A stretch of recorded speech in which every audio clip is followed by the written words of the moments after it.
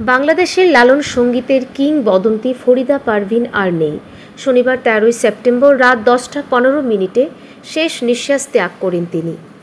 মৃত্যুকালে বয়স হয়েছিল ৭১ বছর। দীর্ঘদিন কিডনি জটিলতায় ভুগছিলেন এই সঙ্গীত শিল্পী। নিয়মিত ডায়ালিসিস চলছিল তার। ২রা সেপ্টেম্বর মহাখালীর ইউনিভার্সাল মেডিকেল কলেজ হাসপাতালে ভর্তি হওয়ার পর অবস্থা আরও অবনতি ঘটে। পরে আইসিইউতে রাখা হয় এবং শেষ পর্যন্ত চিকিৎসকদের চেষ্টাও ব্যর্থ হয়। ১৯৫৪ সালের ৩১ ডিসেম্বর নাটোরের সিংড়ায় জন্মগ্রহণ করেন ফরিদা পারভিন। মাত্র ১৪ বছর বয়সে সঙ্গীত জীবন শুরু করেন তিনি। নজরুল গীতি ও আধুনিক গান দিয়ে যাত্রা শুরু হলেও পরবর্তীতে লালন সঙ্গীতকেই জীবনের ব্রত করে নেন। দেশ বিদেশে লালন সাইয়ের বাণী ছড়িয়ে দিয়েছেন অক্লান্ত পরিশ্রমে। Japan, Sweden, Denmark, Canada, Australia, যুক্তরাজ্য সহ বহু দেশে পরিবেশন করেছেন লালনের গান।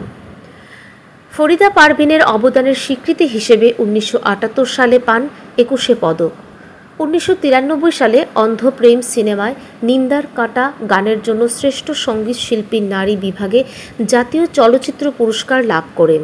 এছাড়াও ২০০৮ সালে অর্জন করেন জাপানের মর্যাদাপূর্ণ ফুকুওয়াকা পুরস্কার। তার প্রয়াণে সঙ্গীত মহল সহ সমগ্র দেশ এক অপূরণীয় ক্ষতির মুখে দাঁড়ালো। ব্যুরো রিপোর্ট, ঋদ্ধি নেটওয়ার্ক।